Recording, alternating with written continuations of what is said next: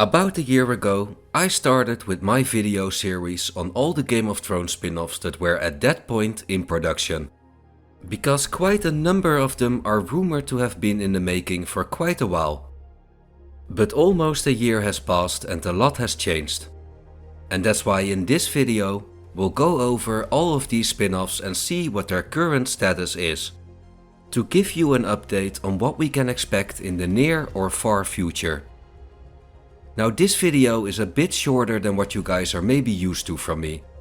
And don't worry, you won't have to grow accustomed to this. But it is the busiest period of the year at my regular job. So the choice for a shorter video is a deliberate one. Because I am swamped at the moment. But I promise that the next video will be a bit more substantial again. And a bit of a warning before we start the video. The videos I will be referring to are some of the first videos I ever made. So feel free to watch them, but be warned for bad editing and audio. So, the spin-offs. Let's work our way through them from bad news to good news. Which means we're going to start with Snow.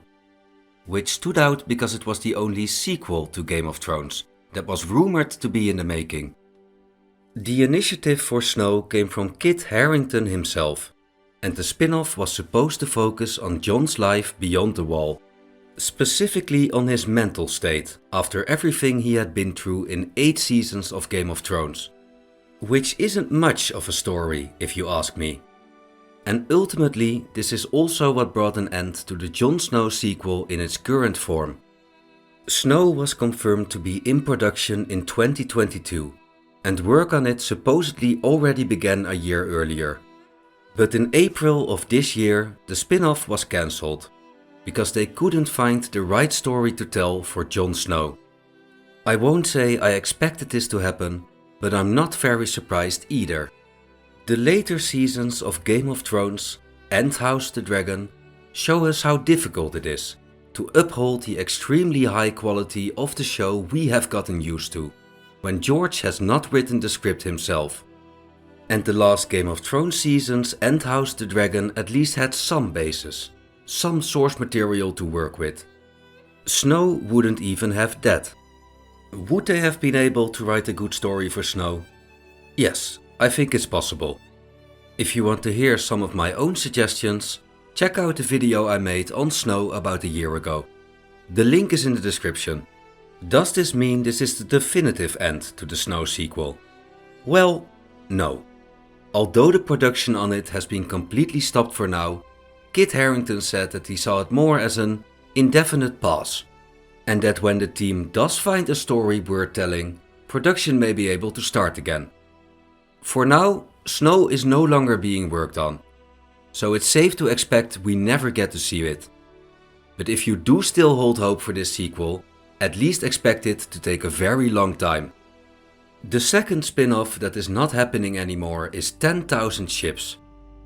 Although the different sources I can find are not all in agreement that it has been cancelled, Brian Helgeland, who was a member of the 10,000 Ships writing team, has made it clear in an interview that the show is no longer being worked on. 10,000 Ships was a spin-off about the warrior queen Nymeria and the Whereare. She and her people fled Essos after the Whereare got utterly defeated by the Valyrian Empire. On their journey, they traveled to Sotorios, the island of Naat and the Summer Isles before reaching their final destination, Dorne. There, she allied with and married Mors Martell and found a new home for her people. She and Mors would go on to unite Dorne under their rule by defeating 6 Dornish kings. And House Nymeros Martell has ruled Dorne ever since. Which sounds like a really cool plot for a spin-off. But according to Brian, the story was too far removed from the core story of Game of Thrones. And for that reason, it has been cancelled. For now at least. Because just as is the case with Snow, HBO has not completely given up on the project. But it too has been indefinitely shelved. If you want to know more about Nymeria's story, the link to the video is in the description. The last spin-off that has been cancelled is Blood Moon. It had already been cancelled the last time I made a video on it, but for the sake of completeness, I do want to mention it. Blood Moon was a spin-off about the Long Night and was supposed to show us the origin story of the White Walkers and the war between them and the Children of the Forest and the First Man. A $30 million pilot episode was made and it was cancelled immediately after. And I think we should be glad it was. I won't go into more detail because I have a full video about Blood Moon planned for the future, but I'm convinced we don't have to be sad about missing this one. Which means we can move on to the no news is good news category. Starting with the Golden Empire. First reported to be in production in 2021, confirmed by George in 2022. And the only two things we know about this spin-off are the following. It takes place in Yiti, which is this universe's version of Our Far East. And this spin-off will be animated. And I'm quite curious what that will look like.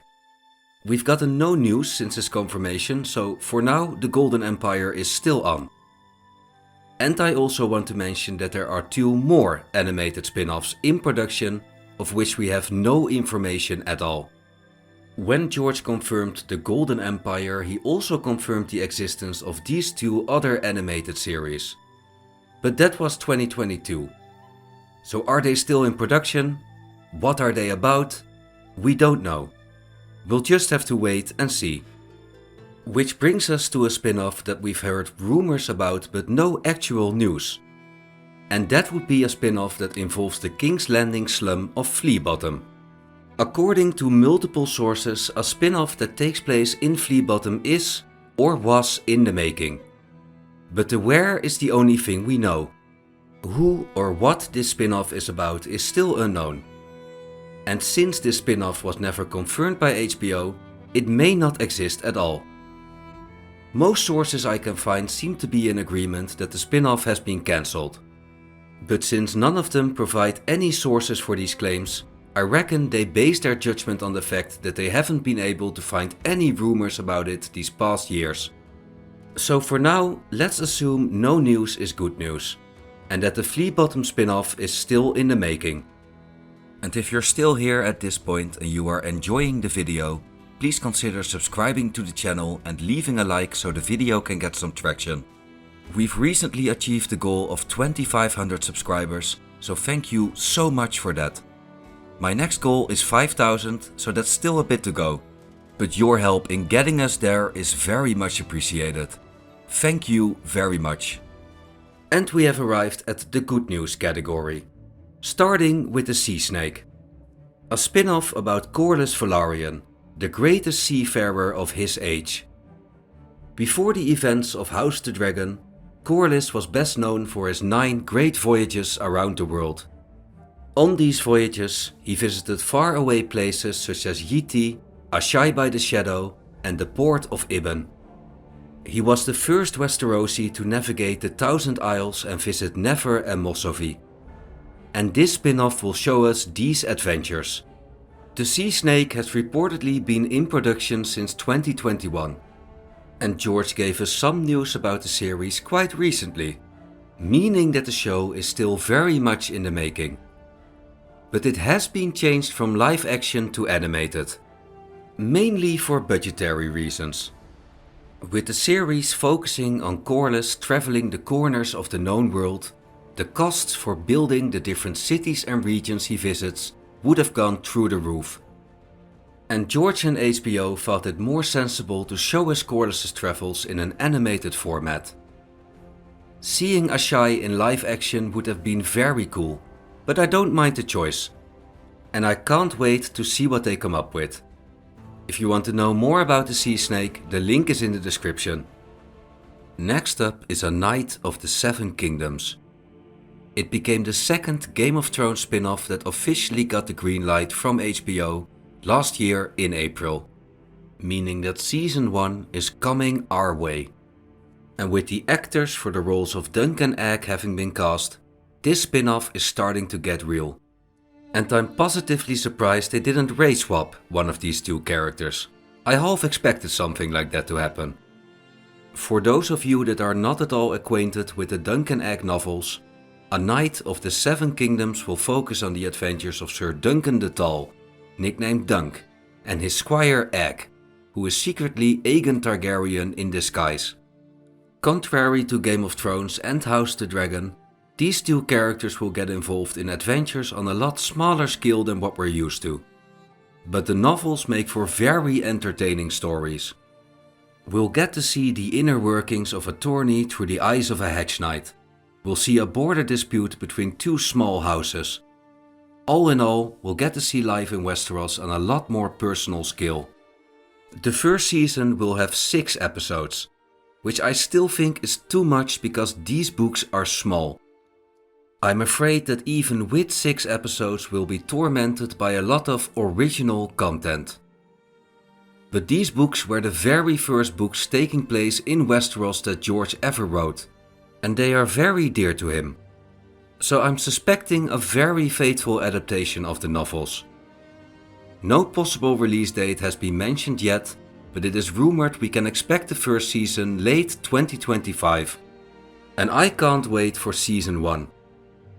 And once again, if you want to know more, the link to the video is in the description. And the last spin-off we'll discuss today is the newest entry on the list. Because a spin-off centered around Aan Conquest is in the making. Although HBO or George have not officially confirmed its existence, one of the writers that is attached to the project, Mattson Tomlin, has confirmed in an interview last February that he is working on a script for the long-awaited spin-off. It has apparently been in production since 2023, and George R.R. Martin is naturally involved. The story of the series will revolve around Aegon Targaryen's conquest of Westeros, and hopefully they will broaden the scope of the story a bit, to make it more interesting than just the almost complete cakewalk the conquest was for the Targaryens. Because I only recently found out about the existence of this spin-off, Aan Conquest is suggestion number 1 in my 5 suggestions for future Game of Thrones spin-offs video. So if you want to hear some of my ideas for this spin-off, feel free to check that out. Aan Conquest is the most recent spin-off on which production has started, so don't expect it for at least a couple of years. But at least we know it is being worked on. And that is a quick update on all Game of Thrones spin-offs currently in production. 2 shows that we unfortunately won't get to see. 2 shows of which we have had no updates. 2 series of which we are sure they are still in production. And 1 that is definitely coming to television. Quite a good score, I would say.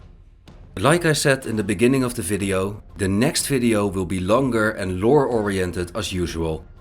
But I do like to revisit these spin-offs once a year for a quick update. And see what HBO has planned for us in the A Song of Ice and Fire universe. And I'm very curious as to which spin-off you are looking forward to the most. For me personally, it's the Sea Snake, which basically is a grand tour of all the cool places in the known world we haven't seen yet. But maybe you're looking forward to one of the other spin-offs more. Please let me know in the comments. As always, thank you guys very much for watching. See you next time.